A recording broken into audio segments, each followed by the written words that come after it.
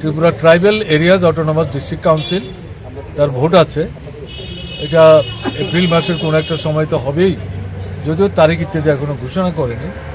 তো আমরা তো এই ভোটে অংশগ্রহণ করব, যদিও আমাদেরকে স্বাধীনভাবে কাজকর্ম করার ক্ষেত্রে বাধা দিচ্ছে শাসক দলের পক্ষ থেকে, কিন্তু এই সমস্ত জিনিস বিবেচনার মধ্যে রেখেই আমরা এই নির্বাচনটাতে এই জেলাতে কোথায় কিভাবে ভূমিকা নিতে পারি সেই নিয়ে আমরা বিস্তৃত আলোচনা করি।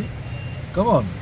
আর এর বাইরে যেটা আমাদের রাজ্যে যে রাজনৈতিক পরিস্থিতি চলছে, গণতন্ত্র আক্রান্ত, ভোটের অধিকার হরণ করা হয়েছে, বিরোধীদের স্বাধীনভাবে কথা বলা, মিছিল করা, মিটিং করা এগুলিতে বাধা দিচ্ছে।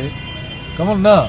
তো এইগুলি কোথায় এখন কি পরিস্থিতি, সব জায়গায় একই রকম পরিস্থিতিটা ঘটনা তা না, এর মধ্যে পরিবর্তন আছে।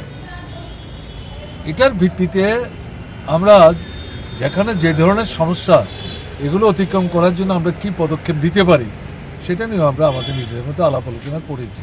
বিজেপিও যদি 28 আসনে নেয়, ত্রিপুরা মতো যদি 28 নেয়, এই 2-28-এ তো 56 হয়ে গেল। তা আসন তো সব মিলিয়ে 28টা। এখন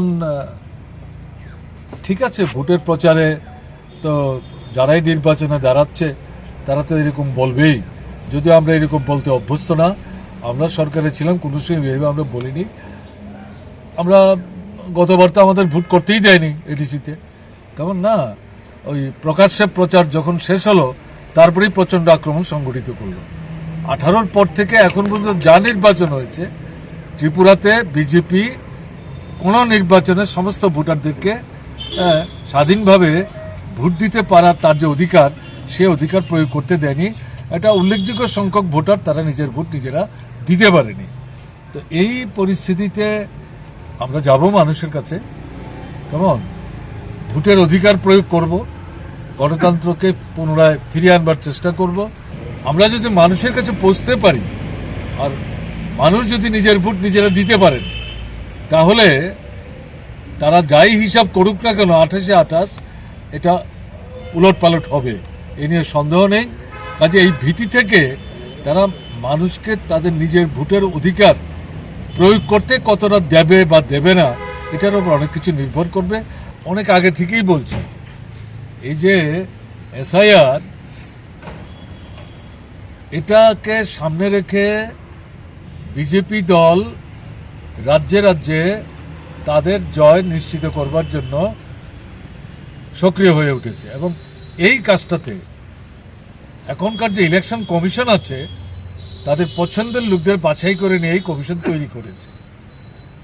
প্রায় বলা যায় এই ইলেকশন কমিশনটা বিজেপি দলের বগল দাবা হয়ে গেছে। ফলে আমরা প্রথম এটা বলবার চেষ্টা করি, বিশেষ করে বিহার দিয়ে শুরু হয়েছিল, সবাই সবটা জিনিস সেভাবে সেই সময় উপলব্ধি করতে পারেনি। এখন যত দিন যাচ্ছে, একটার পর একটা রাজ্যে যখন এই এসআইআর মাধ্যমে ভোটার তালিকা ঠিক করার চেষ্টা করছে, তাতে গিয়ে দেখা যাচ্ছে আমাদের যে অনুমানটা সেটাই সঠিক। সবচেয়ে বেশি আক্রমণটা করছে সংখ্যালঘু মুসলিম অংশের ভোটার যারা, তাদের নাম বাতিল করার চেষ্টা করছে। তফসিলি অংশের ভোটার যারা, শ্রমজীবী অংশের ভোটার যারা, যারা সবচাইতে বেশি বিজেপির বিরুদ্ধে ক্ষুব্ধ, বিক্ষুব্ধ এবং এদের এই আক্রমণ থেকে নিজেরা বেরিয়ে আসতে চায়। বিজেপি পরিষ্কার হয়ে গেছে, এদেরকে যদি ঠিকভাবে ভোট দিতে দেওয়া হয় তাহলে বিজেপির অসুবিধা হবে। কাজেই ভোটার তালিকা থেকেই তাদের নাম কি করে ডিলিট করা যায় তার একটা চেষ্টা চলছে। বাজেট হচ্ছে কর্পোরেট হাউসের বাজেট, পুঁজিপতিদের বাজেট, যারা লুট করে, শোষণ করে, গরিবদের ঠকায়, শ্রমিকদের ঠকায়, তাদের স্বার্থ রক্ষা করার বাজেট। বিজেপির কাছে এর চাইতে বেশি বিকল্প ধরনের কোনো বাজেট আশা করে লাভ নেই। যত দিন যাচ্ছে তত এগুলি আনমাস্ক হচ্ছে, কাজেই পরিষ্কার হয়ে যাচ্ছে সব।